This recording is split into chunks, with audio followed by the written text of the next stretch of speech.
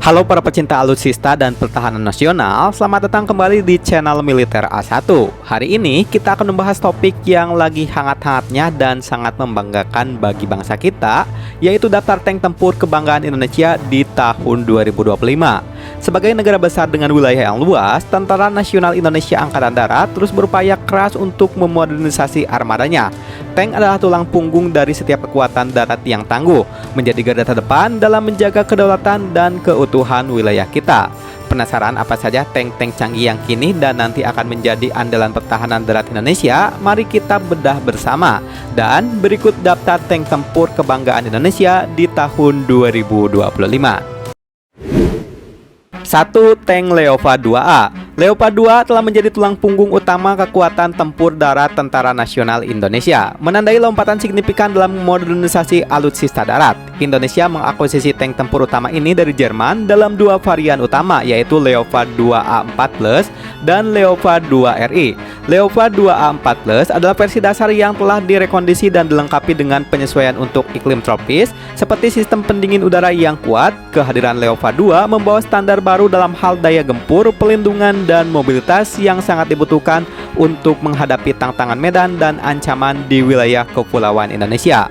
Varian Leopard 2RI merupakan hasil peningkatan yang jauh lebih komprehensif dari Leopard 2A4. Dirancang khusus untuk memenuhi kebutuhan operasional TNI AD, peningkatan ini mencakup penambahan Advanced Modular Armor Protection, lapisan komposit yang memberikan pelindungan superior terhadap berbagai jenis ancaman, termasuk rudal anti-tank dan IED. Selain itu, Leopard 2RI dilengkapi dengan sistem penembakan yang ditingkatkan, sistem navigasi yang lebih canggih, dan yang paling penting, penggerak turret elektrik yang menggantikan hidrolik lama, meningkatkan kecepatan dan presisi respon. Fitur-fitur ini menjadikan Leopard 2RI sebagai salah satu tank paling modern dan terlindungi di Asia Tenggara.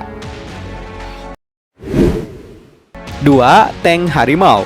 Tank Harimau atau dikenal juga sebagai Kaplan MT atau Modern Medium Weight Tank adalah salah satu aset terbaru dan paling strategis bagi Tentara Nasional Indonesia, khususnya Angkatan Darat. Tank ini merupakan hasil kolaborasi inovasi antara industri pertahanan Indonesia PT Pindad dengan perusahaan Turki FNSS. Proyek pengembangan ini menjadi tonggak penting bagi kemandirian industri pertahanan nasional, menunjukkan kemampuan Indonesia untuk berpartisipasi dalam produksi alutsista canggih. Tank Harimau dirancang khusus untuk memenuhi kebutuhan unik medan tempur Indonesia yang beragam, mulai dari hutan lebat, daerah pegunungan, hingga perkotaan, di mana tank tempur utama yang lebih berat mungkin kurang efisien.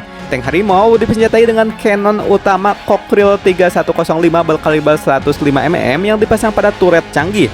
Kanon ini mampu menembakkan berbagai jenis amunisi, memberikan daya gempur yang signifikan terhadap target lapis baja, dan juga bisa berfungsi sebagai dukungan tembakan untuk infanteri.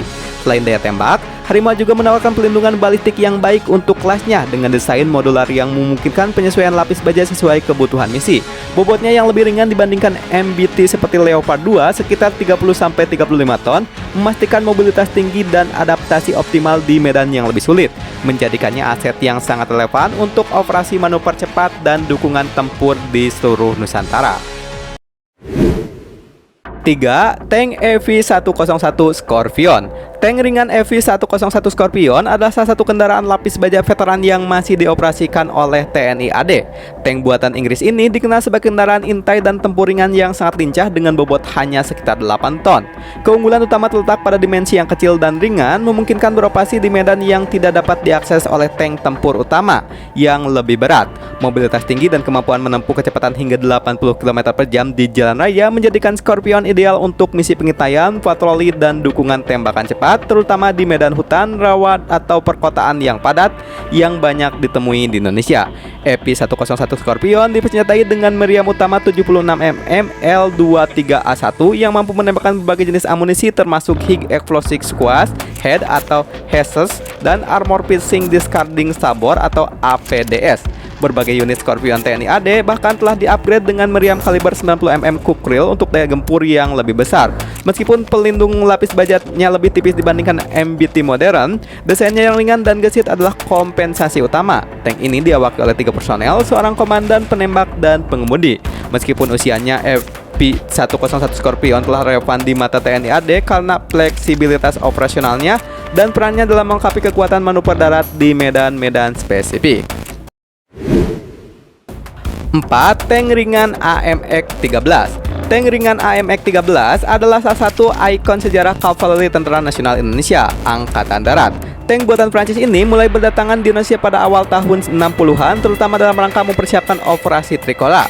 Pada masanya, AMX-13 merupakan kendaraan tempur lapis baja yang sangat modern dan menjadi salah satu elemen kunci dalam kekuatan darat Indonesia.